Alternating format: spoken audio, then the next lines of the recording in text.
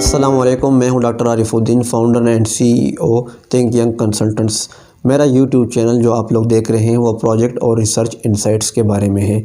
आज की मेरी वीडियो जो है वो रिफ्लेक्टिव और फॉर्मेटिव कंस्ट्रक्ट्स के बारे में है कि फॉर्मेटिव और रिफ्लेक्टिव कंस्ट्रक्ट्स में क्या फ़र्क है और हम फॉर्मेटिव और रिफ्लेक्टिव कंस्ट्रक्ट्स को कैसे जो है ना हम पहचानेंगे कि ये रिफ्लेक्टिव कंस्ट्रक्ट्स है या आया ये जो है ना फॉर्मेटिव कंस्ट्रक्ट्स है।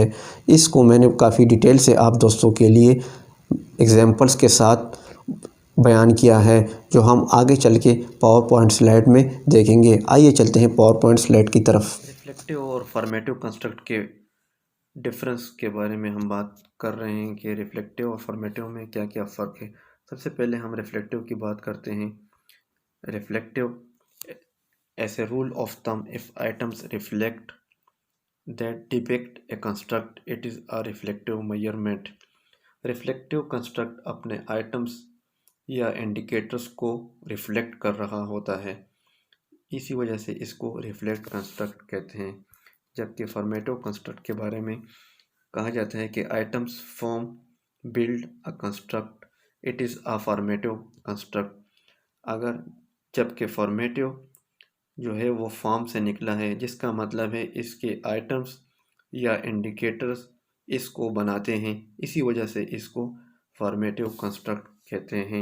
ये इनका एक समझने के लिए एक बुनियादी फ़र्क दोनों में से ये है। Reflective construct indicators must be highly correlated.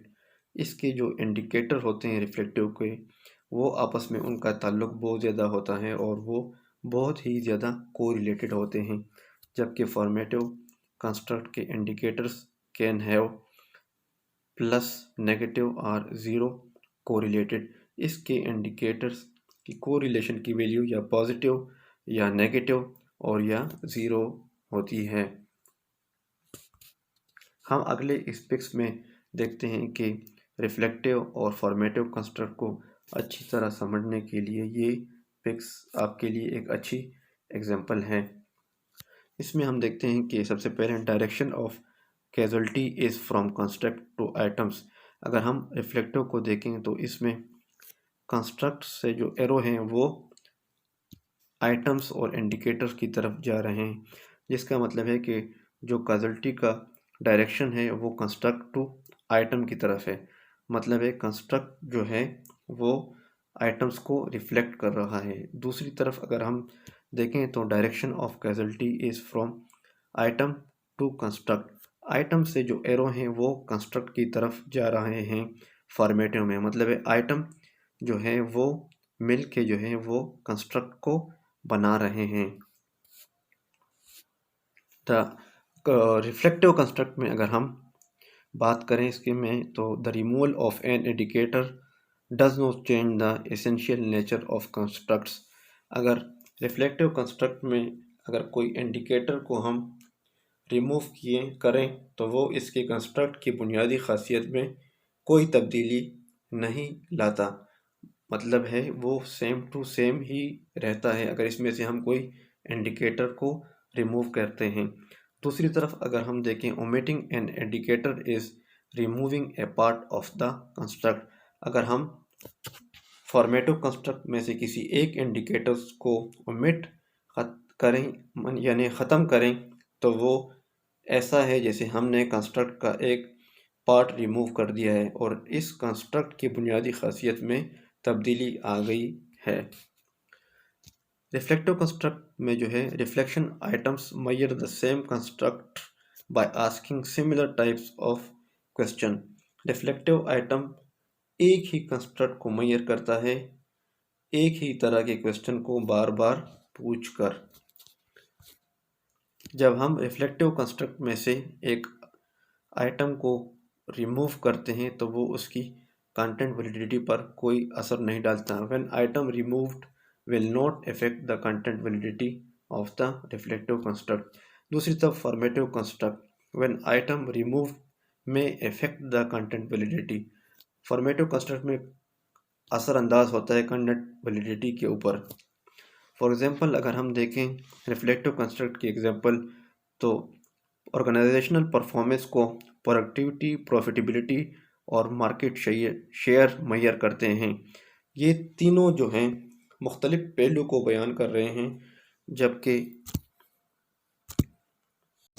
Reflective construct में when item removed will not affect the content validity, जब रिफ्लेक्टिव कंस्ट्रक्ट में हम आइटम को रिमूव करते हैं तो वो उसकी कंटेंट वैलिडिटी पर असरअंदाज नहीं होता। दूसरी तरफ जब हम फॉर्मेटिव कंस्ट्रक्ट की बात करते हैं, व्हेन आइटम रिमूव्ड में अफेक्ट द कंटेंट वैलिडिटी, जब फॉर्मेटिव कंस्ट्रक्ट में से किसी भी आइटम्स को या इंडिकेटर को हम रिमूव करते हैं तो वो उसकी कंटेंट वैलिडिटी को असरअंदाज करता है और इस पर इफ़ेक्ट करता है।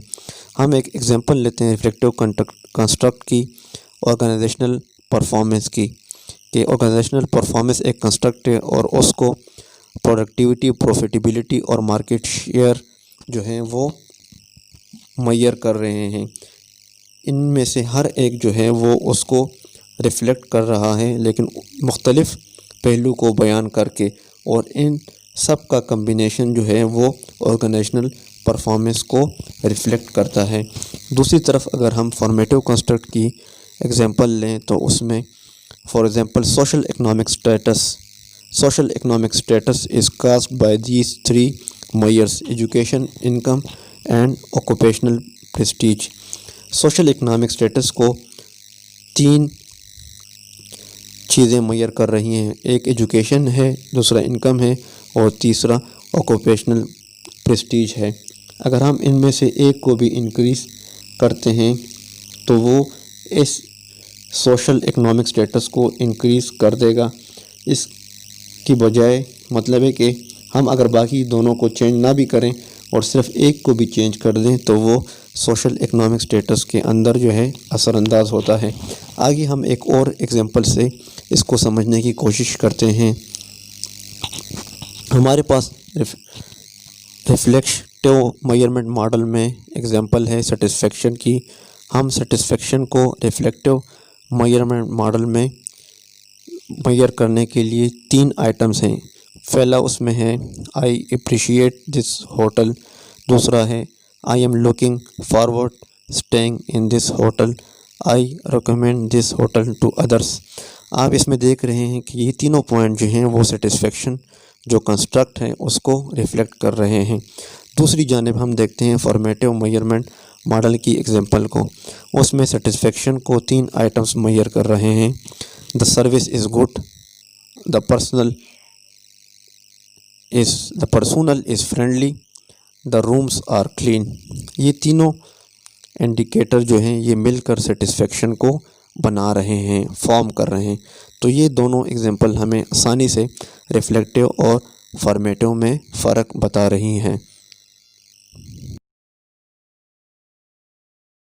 उम्मीद है दोस्तों आप लोगों को दोनों के दरमियान में जो फ़र्क है रिफ्लेक्टिव और इन्फॉर्मेटिव कंस्ट्रक्ट्स का वो आपको समझ आ गया होगा। आप दोस्तों से गुजारिश है कि मेरे चैनल को आप लोग सब्सक्राइब करें, लाइक करें और बेल टोन पे क्लिक करें ताकि आपको मेरी नई आने वाली वीडियो मिलती रहे। और thank you very much for watching my videos. वस्सलाम।